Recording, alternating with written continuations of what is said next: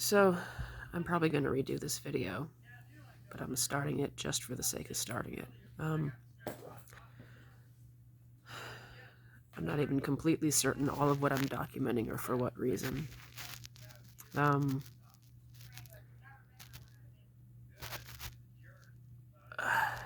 Ultimately, the point is to discuss my living situation right now, document some stuff around that, I guess, but I gotta tell a little history to do that, and I'm probably gonna ramble, because other things will come up too. So I'll start here, I'll go backwards a little bit. Knows what direction it'll take. What's happening right now is that about 5 weeks ago, I moved in to this really nice house in the foothills. I say really nice house. I might correct myself here shortly with that. Beautiful view. The agreement reached between another tenant and a friend of mine, the friend who set this up for me, was that I'd help clean common spaces, pull a little extra weight, and have the $100 a week rental agreement reduced for a little while. Maybe indefinitely, it was a month or two was discussed, perhaps indefinitely if everything was going agreeably. Also, he was going to build me, the person we made contact with who was making this agreement with the friend, he was going to build me a bedroom, and after the bedroom was built and finished, that's when that agreement with the rent would start. I wouldn't be obligated to rent until then. So I got here. There's a food poisoning situation within the first few days, so that had to come and pass. That was separate. But I noticed that he brought me in saying if I pull a little extra weight cleaning, then that was the situation with the rent being free for a period or indefinitely. I noticed there was no cleaning supplies really. There was a couple of moldy sponges, a few drips of soap, and a few drips of metal polish. Last few puffs of Comet. But there wasn't really, that's not a whole lot of stuff, especially not a big old house in the foothills that I'm being expected to clean. And I brought it up, and I was dismissive about it. Says, "Oh, come on, just use what we have. Use what we have." I said, "Well, we don't really have anything. We have very, very little. Use what we have. Use what we have." He asked me at one point to clean his mattress because it came from another place that he collects rent from. The mattress came from tenants at another address that he renovates and processes rent from. And it was stained. He said, "I want to use this mattress, but it's stained. Can you clean it off for me?" I said, "Not without cleaner, no. I need an enzyme cleaner for this. If it's your bed you're gonna sleep on, I need an enzyme cleaner for this because I can't just to take Comet and scrub your bed and hose it off. We can't do that. It won't do the job right, and you'll end up with a moldy mattress." And he got really upset with me for a minute. Like, "Oh God, just use what we have. I don't want to hear it. I don't want to hear it. Use what we have. Oh God, females. He said, "What about laundry detergent?" And I'm like, "Well, we don't have a lot, and we need it for the laundry. And no, still, I'm not going to scrub this off and hose your bed. That's not going to clean it effectively." Because he was pushing the Comet before he was pushing the laundry detergent. And then he actually asked me, "What about Scope? Would Scope help?" And he was talking about his own mouthwash. And I almost started laughing at him. I said, "I don't know if you're serious or not. What we need is an enzyme cleaner. We need to order a good. Some of the time, enzyme cleaners are trash. We have to order a good, effective enzyme cleaner. If you want me to clean your bed off, I don't see another way to do that and the mattress be salvageable. I absolutely can't take a toilet wand," which she was handing me, a dirty one, by the way. "I absolutely can't take a toilet wand and Comet, or a toilet wand and laundry detergent, and scrub off your bed and hose it down. That's ridiculous. I'm not going to try that. We need to clean it properly." And he eventually kind of caved and said, "Okay, we'll write down what you think you need and we'll order it." Which I did later. I did with my own money. Why am I on that tangent? Jesus. No cleaning supplies. He brought me in to clean. There was no cleaning supplies. My tax return came in. I was really excited about this cheap rent situation. I had moved a friend of mine who was willing to babysit my special needs daughter. I moved her and her daughter in, and we were both excited about my tax return and the cheap rent and, you know, the live in babysitter situation and the foothills situation. So, um, we went to Walmart. We spent a lot of money on cleaner. We spent a lot of money on other household supplies and a lot of money on the girls because we thought we had it to spend. A lot of money on food. And mark this, I'd been promised I'm not going to have to spend money on food. If I want to have my own, spend money, that's fine. There's space for that in the fridge and everything. But no, no, no. The house's food will be provided. That was made pretty clear. Guy asked me to go shopping because we were out of supplies. So, food, cleaning supplies, luxuries for the girls.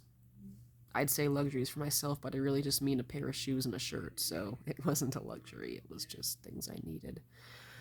Um, I needed a new phone. My last phone had broken, and anyway, it had been on an old friend's plan. So I needed a new phone, and the internet wasn't connected here. I said, "Hey George, how about I have the internet set up in my name?" And he said, "Oh, that'd be great. You will not have to pay extra for that. I promise. It'll be worked into your rent. It'll be reduced out of your rent. You know." Um, which happened. You know, I went and I got the plan. I had the phone. I had the internet. It's in my name. Um,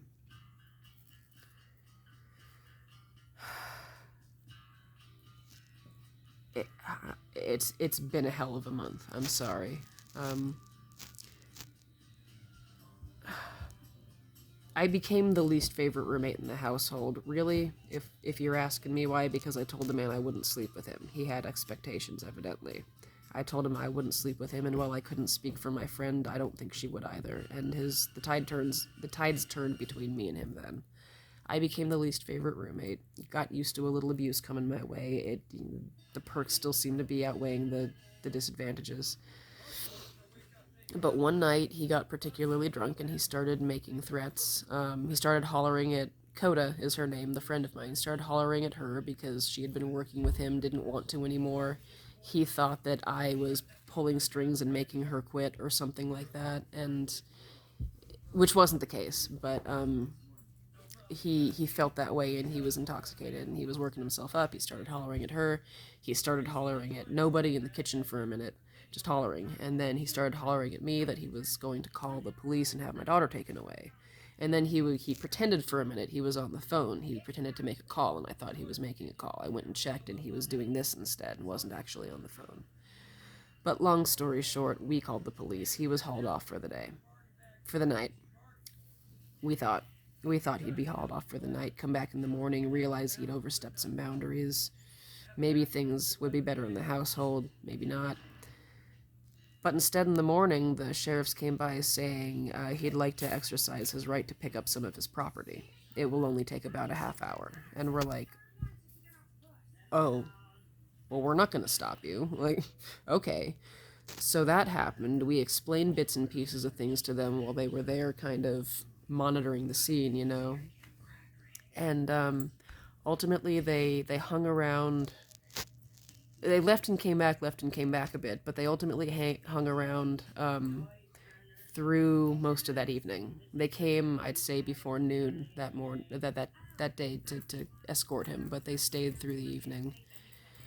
And gradually, we were told basically that George was committing fraud, that subleasing to us was completely illegal. The owners didn't know about it, which is contrary to what he had told us.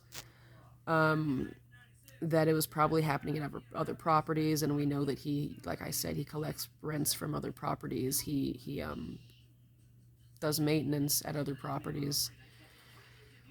We were told that the sheriffs, because this is county, it's not city, we were told the sheriffs had come out here a number of times within this year in response to drama relating to him. Um,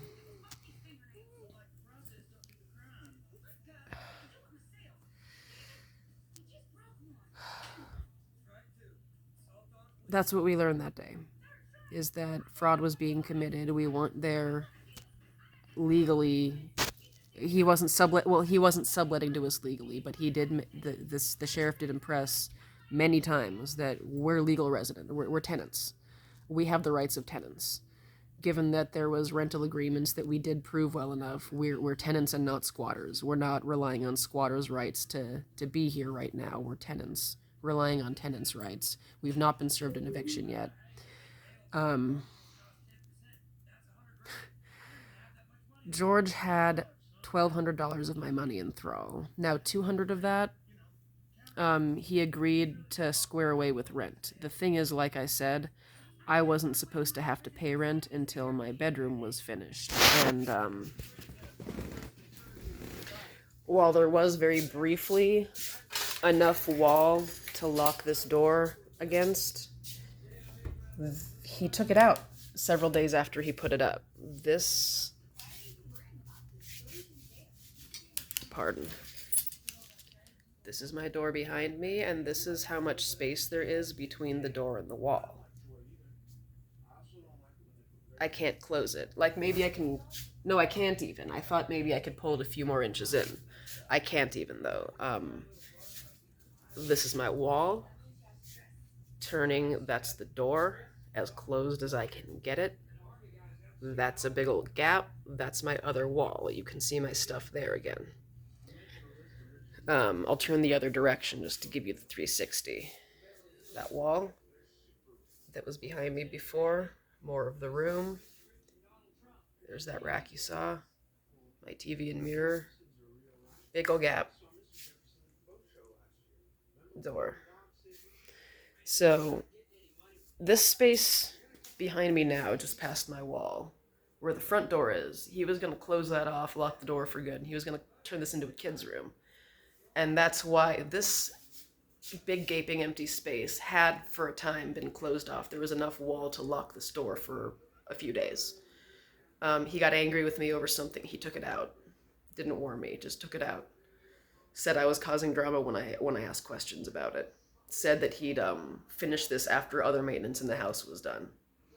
So I don't owe rent, given that my agreement was I wouldn't owe rent until I had a completed bedroom. Let's forget that this is drywall. This is unfinished drywall. This wall behind me, and this other wall behind here. It's not a completed bedroom. Let's just say the standard is a locked door. Can't lock the door. Can't do it. I'm rambling. But the $200 we agreed away to rent, I shouldn't owe that yet. I don't have a completed bedroom. There was also $1,000 though, because he was all on about how the deposit here kind of gutted him, and these other tenants, a few of them stiffed him. There was also tenants in the studio here who came and took off pretty rapidly, and he said that cost him the money, but I'm hearing now that maybe they didn't get their money back from him. Wouldn't surprise me. Anyway, he was saying, like, I'm a little too behind and the owners just want the rent check. Just want it. And I'm like, hey man, if you're waiting on your paycheck, which was supposed to be due Friday, and I just had my tax return come in, and I can float this week. I cash apped him $1,000, which was half of what he asked. He asked for $2,000, as much of $2,000 as I could give him. I said, I can give you $1,000 if it's a loan, and we agree to that. Cash apped that to him as a loan. There's a little note saying for a 1-month loan. We discussed shortly thereafter, hey, can we just call that rent through October, through the end of October, like through Halloween? And he kind of said, yeah, let's talk about that. But he was he was angry at me over stuff, didn't really want to talk to me, was probably avoiding the topic too, but legitimately, there was tension. We were both kind of avoiding just then. So, yeah, we'll talk about it, as much as got said about that. He messaged Coda saying, I'll pay her back the loan by the time it's due, $1,100, and $1,100, he said that he'd pay me 10% interest, so that's what we agreed to. He offered, I agreed to it. So we do have that text message. He's claiming he'll pay me back $1,100 by the time it's due. We don't expect it to happen, but he's verified it's money he owes. All I'm saying. I called the sheriffs today because of these texts that had been happening between him and Coda and also another roommate. They happened kind of too late in the week last week to report them immediately. And we've been juggling a number of emergencies since then. But today I was like, shit, you know what? We need to report it to the sheriffs. They told us to update if anything happened. Well, this happened. I was on the phone with them for maybe an hour today. The guy was great, polite and insightful, and sympathetic. Um, Later, just shortly after that, another roommate came home. The other guy that George had been texting in relation to rent figures and money owed. He said, "Hey, Maxwell, who's the guy who lives in the pool house, he just messaged me saying George is on the property." Well, when George got out of prison, the condition of that was that he doesn't come back to this property. So George isn't supposed to be on this property.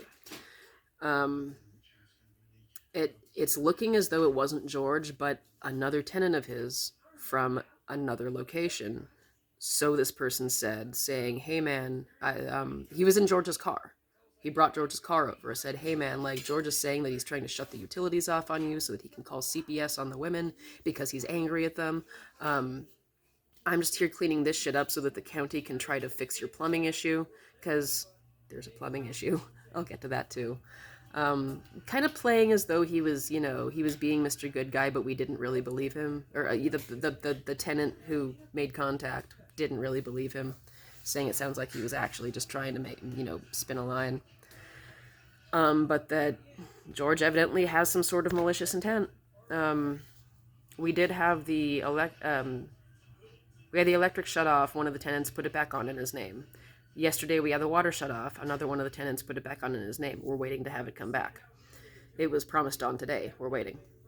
So if George's plan, as he stated to evidently another tenant of his, who was here just today, evidently it's where I'm going to shut off all the utilities so that the mothers are in a hard spot and then call CPS on them. That's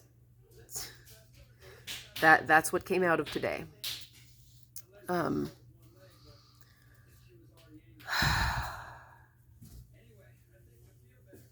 Man has $1,200 of my money. He has $600 of another tenant's money. He has $400 of another tenant's money. I think he's got even more of another tenant. He's got over $2,000. He squeezed up over $2,000 out of us before he split. And the owners didn't know he was subleasing. He was telling us the rent was $3,500. The sheriff said it was $2,500. I've also heard $2,000. We don't know if he was giving any of the money at all to the landlords. We don't know. Christ, I'll continue this shit later. I'm a little too tired. I can already place a bunch of details I didn't throw in at the right places. I'll get back to this later.